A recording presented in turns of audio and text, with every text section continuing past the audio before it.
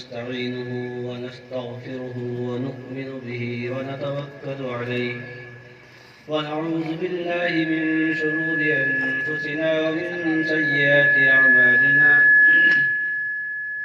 من يهده الله فلا مضل له ومن يضلله فلا هادي له ونشهد أن لا إله إلا الله وحده لا شريك له ونشهد أن محمدا عبده ورسوله صلى الله تعالى عليه وسلم. أعوذ بالله من الشيطان الرجيم. بسم الله الرحمن الرحيم. قل إن كنتم تحبون الله فاتبعوني يحببكم الله ويغفر لكم والله غفور رحيم. صدق الله العظيم. اسٹیج پر تشریف فرما حضرات علماء کرام اور معزز دانشوران کرام، یہ مجلس بہت ہی اہم مجلس ہے. ہماری زندگی کا مقصد کیا ہے؟ ہم دنیا کے اندر کیوں آئے؟ اور ایک لمحہ ایسا ہوگا کہ ہم اس دنیا کو چھوڑ کر چلے جائیں. ہم چاہیں نہ چاہیں، ہمارے اعزاء چاہیں نہ چاہیں، لیکن جب ہمارا وقت پورا ہو چکا ہوگا تو پھر ایک لمحہ ادھر ہوگا نہ ایک لمحہ ادھر ہوگا. لا يستأخره ساعة ولا يستقدم، کوئی گنجائش نہیں ہوگی. ان مجالس کا انعقاد ہمیں ہماری زندگی کے مقصد کی طرف متوجہ کرتا ہے.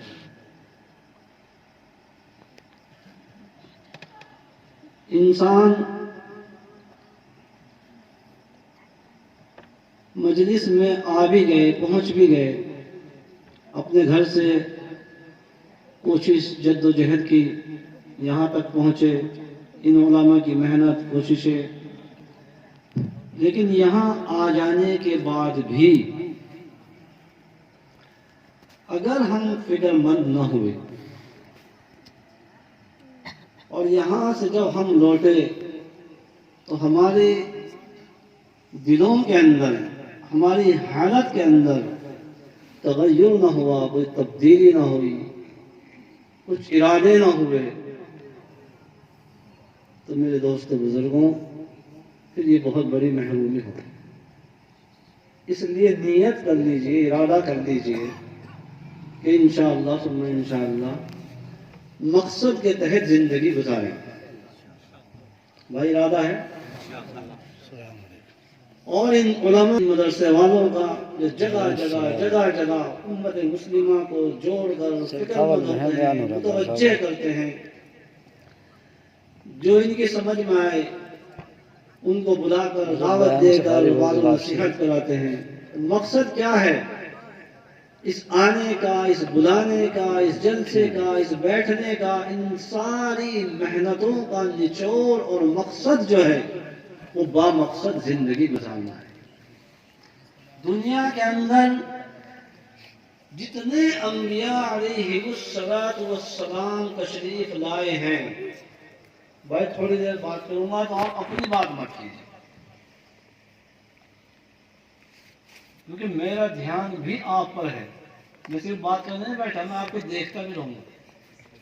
کوئی ایک بھی اگر غیر متوجہ ہوگا تو میری طبیعت چاٹ ہو جائے، کیونکہ میں اصل میں مقرر تو اللہ تعالیٰ آپ کی برکت سے کچھ کہنے کی توفیق عطا فرمائے.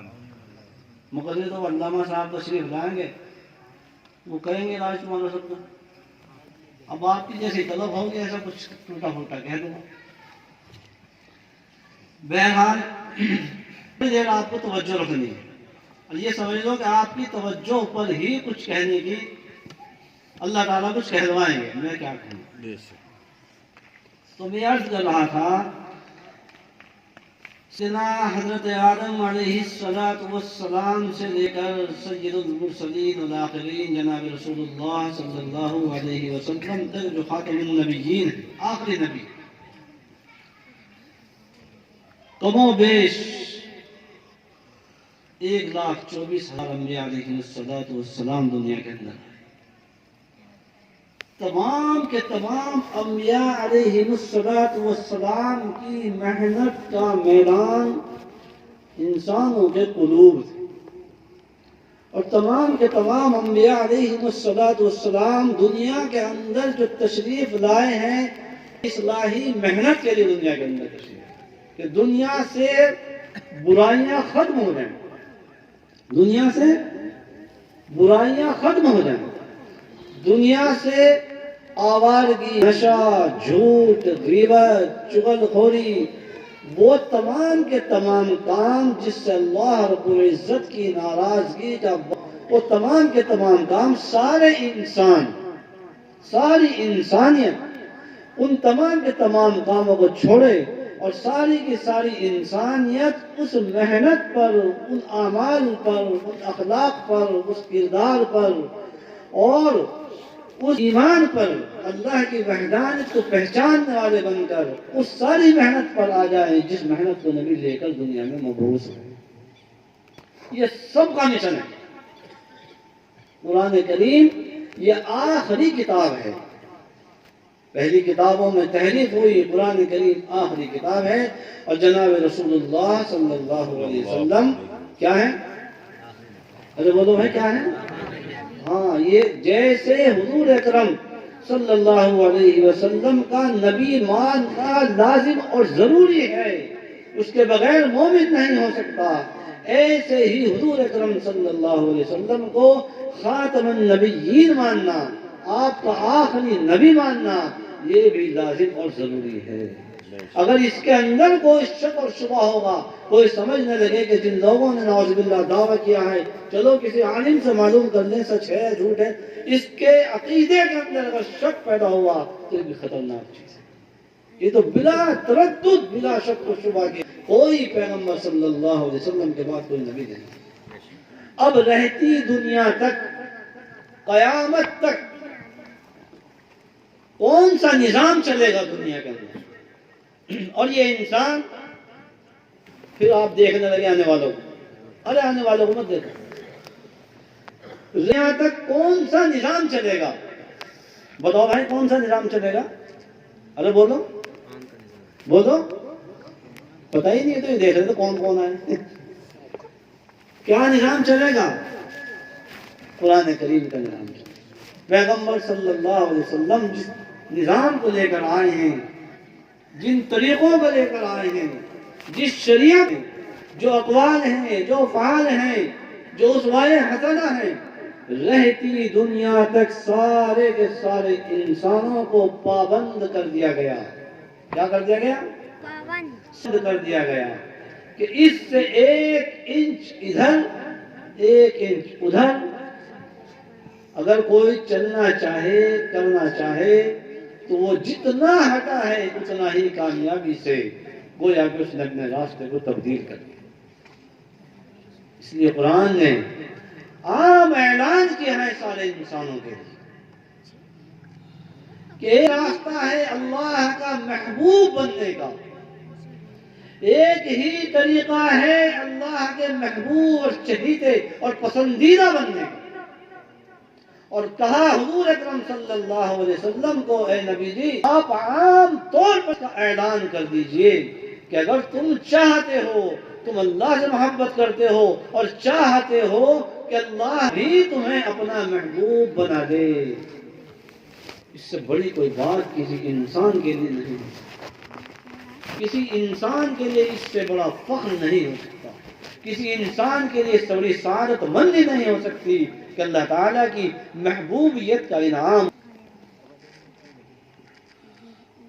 دنیا کے اندر اپنے تعلق کا اظہار کرتے ہیں فخر کے طور پر کہ فلاں بڑے آدمی سے، فلاں وزیر سے، فلاں حاکم سے، فلاں ذمہ دار سے میرا براہ راست تعلق ہے، بغیر کسی واسطے سے تعلق ہے، میرا ان سے تعلق ہے، میری ان سے پہچان ہے۔ فخر طور پر دنیا میں بیان کرتے ہیں جو احکم الحاکمین ہے، رب العالمین ہے، خالق کائنات ہے، وہ فرما رہا ہے کہ اے نبی صلی اللہ علیہ وسلم آپ انہیں کہہ دیجئے کہ آپ اتباع کریں تو میں انہیں اپنا محبوب بنا دوں، فاتبعونی۔ یہ کسوٹی ہے کھرے اور کھوٹے کی، ہمیں اپنے گریبان کے اندر چھانک کر دیکھنا۔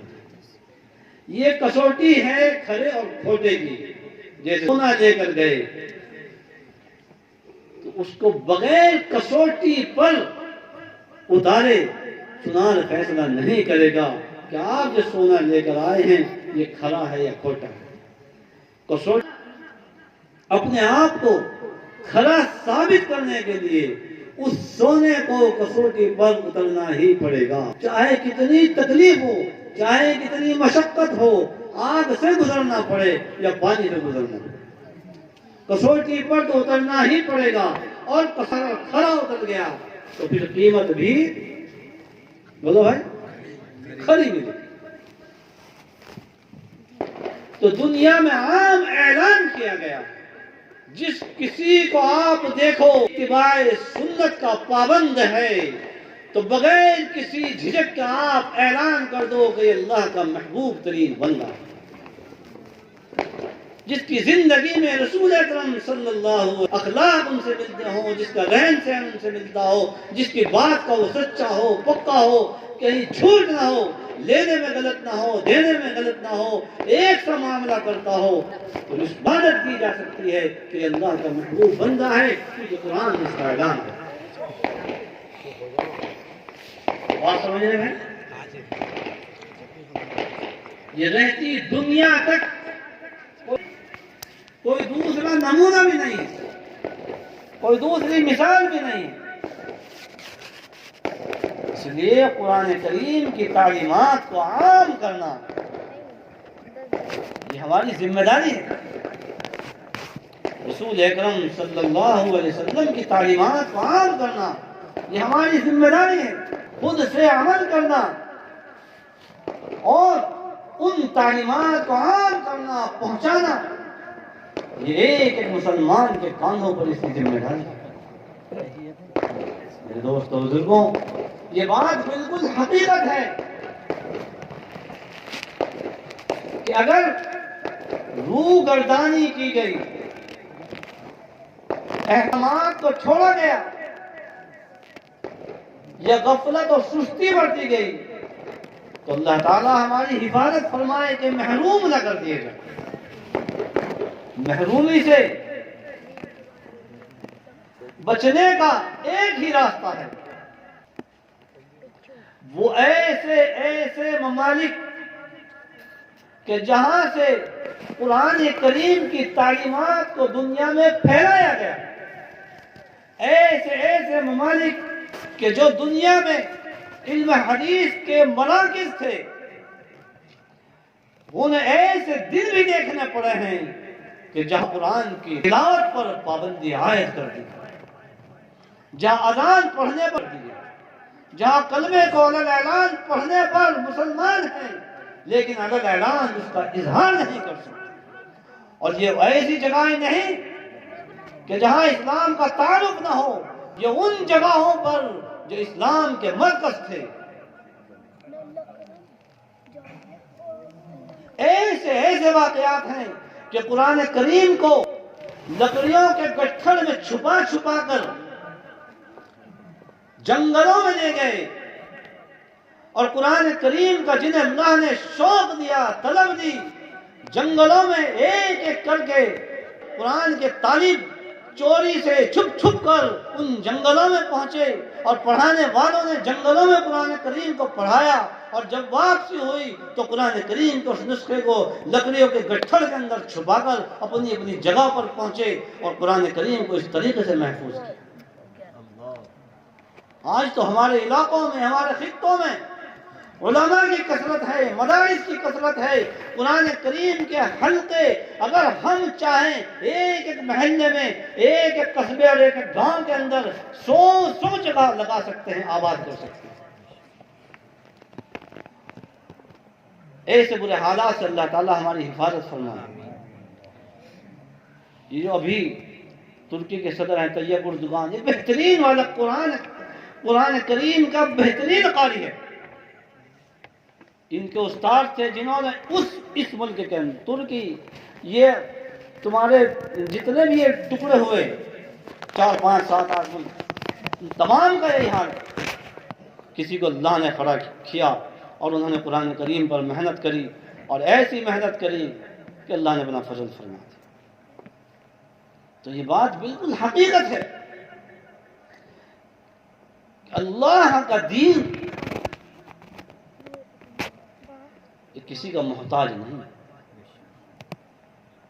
یہ مدارس کسی کے محتاج نہیں، یہ تو ہماری سعادت مندی ہے، اور اللہ رب العزت کا ہمارے اوپر خاص انعام ہے کہ پروردگار عالم نے ہمیں توفیق عطا فرمائی کہ اس قرآن کی نسبت پر ہم یہاں اکٹھا ہو گئے۔ یہ اسی کا احسان ہے کہ اللہ تعالیٰ کا یہ احسان عظیم ہے ان بندوں پر، کیونکہ جن بندوں سے اللہ محبت فرماتے ہیں ان کو دین کی سمجھ عطا فرماتے ہیں، جن کے مال کے اندر برکت کرنے کا ارادہ کرتے ہیں ان کے مال کو دینی راستوں پر خرچ کرنے کی توفیق عطا فرماتے ہیں۔ یہ تو نظام ہے۔ بہرحال میں نے سب سے پہلے یہ بات عرض کی تھی کہ یہاں سے جب لوٹیں گے تو اس عزم اور ارادے کے ساتھ لوٹیں گے کہ ہم یہاں سے کچھ لے کر جائیں گے، اللہ کے رسول صلی اللہ علیہ وسلم کی سنتوں کا اتباع کی نیت لے کر جا رہے ہیں، سنتوں کا اہتمام کرنے کی نیت لے کر لوٹ رہے ہیں۔ ہمارے معاشرے میں، ہماری سوسائٹی میں جگہ جگہ ہم اس بات کی محنت کا ارادہ لے کر لوٹ رہے ہیں کہ قرآن کریم کی تعلیمات کو عام کرنا ہے۔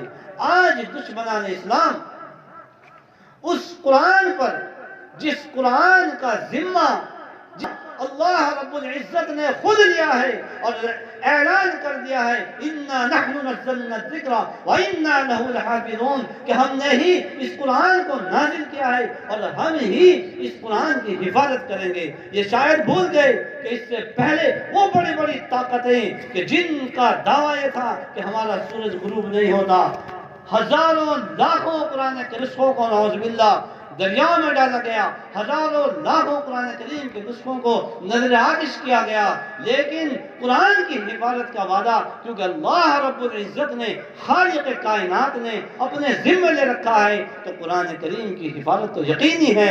یہ بات ضروری ہے کہ وہ انسان، وہ ایمان والے، وہ مسلمان جو قرآن پر عمل کریں گے، اپنی زندگیوں کے اندر داخل کر لیں گے قرآن کریم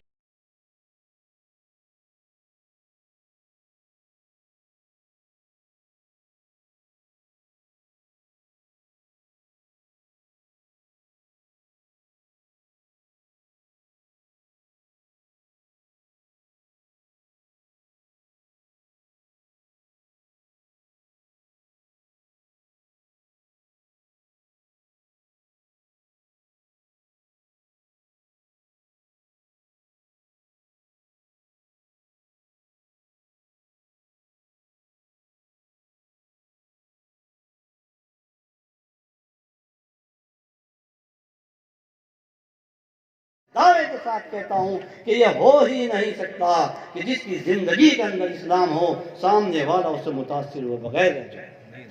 کیسا ہی کافر ہو، کیسا ہی مشرک ہو، قرآن جس کی زندگی سے جھلکے گا وہ اثر انداز ضرور ہوگا۔ آج افسوس اسی بات کا ہے کہ قرآن کریم پر ایمان رکھنے والے، محمد الرسول اللہ صلی اللہ علیہ وسلم پر ایمان رکھنے والے ان کی تعلیمات پر عمل کرنے سے کہیں نہ کہیں گریز کریں۔ وہ تعلیمات جو زندگیوں میں ہونی چاہیے، جس کتاب پر ہمارا ایمان ہے کہ یہ کتاب حق ہے، جان دے دیں گے، مر جائیں گے گردنیں کٹا دیں گے، قرآن کریم پر اگر آنچ آ گئی تو اپنا سب کچھ لٹا دیں گے، نچھاور کر دیں گے۔ لیکن اگر اسی قوم سے کہا جائے کہ اس بات کی ضرورت تمہیں پیش نہیں آئے گی، تم صرف اور صرف اتنا کر لو کہ اس قرآن نے جو کہا ہے اسے اپنی زندگیوں میں لیا، یہ مشکل اور ضرورت اسی بات کی ہے۔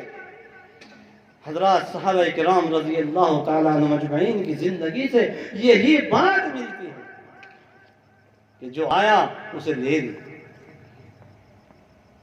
اور اسے لے کے پھر گئے۔ اس لیے دنیا کی ظاہری شان و شوکت، ساز و سامان، اسباب کچھ بھی نہیں تھا، لیکن دنیا ان کے جاہ و جلال کو مانتی تھی، دنیا ان کی ہیبت کو تسلیم کرتی تھی، قبول کرتی تھی، ان کی بات مانی جاتی تھی۔ آج کروڑ دنیا کے اندر مسلمان اللہ تعالیٰ اپنی حفاظت میں رکھے، لیکن بے اثر ہے، بے وقت ہے، بے وزن ہے۔ آج ارادہ کر لیجیے کہ ہم انشاءاللہ قرآن کریم کی تعلیمات کو پہلے اپنے آپ سے شروعات کروں گا میں، ہر ایک ہم ارادہ کرے کہ قرآن کریم کی تعلیمات سے اپنی زندگی کو آغاز کریں۔ اللہ کے رسول صلی اللہ علیہ وسلم کی جو سنتیں ہیں، جو آپ کے طریقے ہیں، جو آپ کے اقوال و افعال ہیں، ہر ممکن طریقے سے چاہے کچھ بھی ہو جائے ہر حال میں اپنی زندگی میں لانے کی پوری جدوجہد کریں۔ ایک بات اور عرض کر دوں پھر بات ختم کروں گا۔ بس انسان کی فطرت، اللہ تعالیٰ نے اسے انسان کو بنایا ہے، تو جس فطرت پر بنایا ہے وہ تو فطرت ہی اسلام کی، تو یہ ناممکن بات ہے، یہ بات ذرا سمجھنے کی ہے، اسے بات کو سمجھ لو۔ کسی انسان کا قرآنی تعلیمات پر عمل کرنا اگر اس کی طبیعت نہیں چل رہی ہے، نماز کے لیے اس کی طبیعت نہیں چل رہی ہے، سنتوں کے اہتمام پر اس کی طبیعت نہیں چل رہی ہے، شریعت کے احکام پر اس کی طبیعت، تو وہ یقینی طور پر بیمار ہے، بیمار، وہ صحت مند نہیں۔ جیسے بخار کا بیمار پانی کو کڑوا بتائے تو پانی کڑوا ہے یا اس کا ٹیسٹ بگڑا ہے، اور اس کا ذائقہ بگڑ گیا، گرمی کے موسم میں بیمار ہو گیا، ٹھنڈ لگنے لگی، پنکھا بند کر دو، کولر بند کر دو، کمبل دے دو، تو موسم خراب ہوا یا اس کی طبیعت خراب ہو گئی ہے۔ جس کی طبیعت شریعت پر چلنے میں آن محسوس کرتی ہو یا دقت محسوس کرتی ہو، طبیعت چلنے میں اس کو الجھن پیدا ہوتی ہو، تو وہ یہ سمجھے کہ میں بیمار ہوں، اور جب تک میری طبیعت عین قرآن کریم کے، عین شریعت کے مطابق نہ ہو جائے اور مجھے اس میں تک میں علاج کا محتاج ہوں، جب تک میں اپنا علاج کرتا رہوں گا، چاہے کچھ بھی ہو۔ بچہ نادان ہے، ناسمجھ ہے، ہاتھ دبا کر، منہ کھول کر زبردستی کڑوی دوائیں پلائی جاتی ہے، اور جب تک صحت مند نہ ہو جائے، جب تک اس کے والدین کو اس سے کوئی دشمنی نہیں ہوتی، بلکہ وہ جانتے ہیں کہ بچہ بیمار ہے، دوائی پلانی ہی پڑے گی۔ اسی طرح سے جس کی طبیعت شریعت کے عین مطابق نہ چلتی ہو، وہ اپنا علاج کرے، وہ اس کے لیے فکر مند ہو، علماء سے، صلحاء سے، مشائخ سے اپنا گہرا رشتہ جوڑے، رشتے کو مضبوط کرے اور اپنی بیماریوں کو بتائے۔ حکیم سے، ڈاکٹر سے بیماری چھپائی نہیں جاتی۔ میں چاہتا ہوں اصلاح ہو جائے، لیکن جھوٹ سے جان نہیں بچتی۔ میں چاہتا ہوں کسی کی غیبت نہ کروں، لیکن نہیں ہو پاتا۔ میں چاہتا ہوں نماز پڑھوں، لیکن نہیں پڑھی جاتی۔ میں چاہتا ہوں قرآن کریم پڑھ لوں، سیکھ لوں، قرآن کریم پڑھا ہوا نہیں ہوں، لیکن چاہتا ہوں نہیں ہو رہا ہے۔ اسے بتاؤ، اپنے علماء سے، نیک لوگوں سے، بزرگوں سے، ان کے پاس جاؤ، اپنی طبیعتوں کا علاج کرو۔ یہ روحانی بیماری ہے۔ قرآن پر عمل ایک مسلمان نہ کرے تو یہ بیمار نہیں تو کیا ہے؟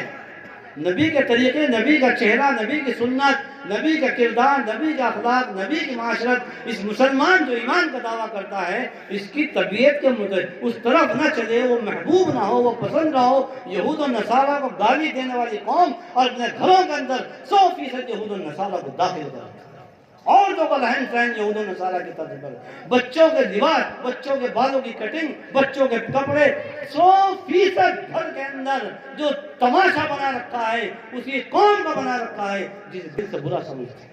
ایک طرف دل انہی چیزوں کی طرف خوب ہے، انہی چیزوں کو پسند کرتا ہے جو 100% ہمارے لیے خطرناک سے خطرناک ہے، جسے ہماری زبان برا کہتی ہے، یہود و نصارہ پر لعن طعن کرتے ہیں، اور انہی کی ایجاد اپنے گھروں کے اندر سمیٹ کے محبوب ترین اور پسندیدہ چیزیں بن گئی ہیں۔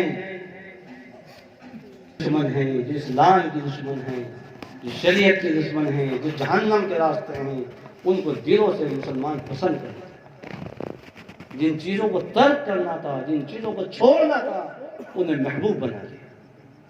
سچی توبہ کر کے اٹھنا ہے، توبہ کر لو کہ اللہ تعالیٰ ہمیں معاف کرے۔ سچی توبہ، دل میں بندہ اللہ سے توبہ کر لے۔ کتنے بار اس واقعات کو سنا ہوگا کہ بنی اسرائیل کے اس شخص کا کہ دل میں اس نے توبہ کر لی، اللہ تعالیٰ نے اسے سنا۔ آج سچی توبہ کر کے، بالکل پکی سچی توبہ کر کے تائب ہو کر جائیں گے انشاءاللہ۔ اللہ تعالیٰ سے تعلق نہ ہونا، اسے نہ پہچاننا بھی توبہ میں رکاوٹ ہے۔ گناہ کو گناہ نہ سمجھنا بھی توبہ میں رکاوٹ ہے۔ 10 چیزیں ہیں اس طرح کی جو بندے کو توبہ سے روکتے ہیں۔ اس لیے نیت کر لو، ہر دن اس کے لیے ٹائم نکالو، ایک کونے میں بیٹھ کر کہ ہر دن 2 رکعت صلاۃ التوبہ پڑھیں گے۔ توبہ پر اللہ تعالیٰ استقامت عطا فرما دے، اس کے لیے ہر دن 2 رکعت صلاۃ الحاجت کریں گے انشاءاللہ۔ اللہ تعالیٰ مجھے بھی عمل کی توفیق عطا فرما، رات کو بھی عمل کی توفیق عطا فرما، اور جس مدرسے کی نسبت پر، جس قرآن کریم کی نسبت پر اکٹھا ہوئے ہیں، ہم سب کو مل کر اس کے ہر طریقے سے تعاون کرنا ہے اور پورا معاون بننا ہے۔ اللہ تعالیٰ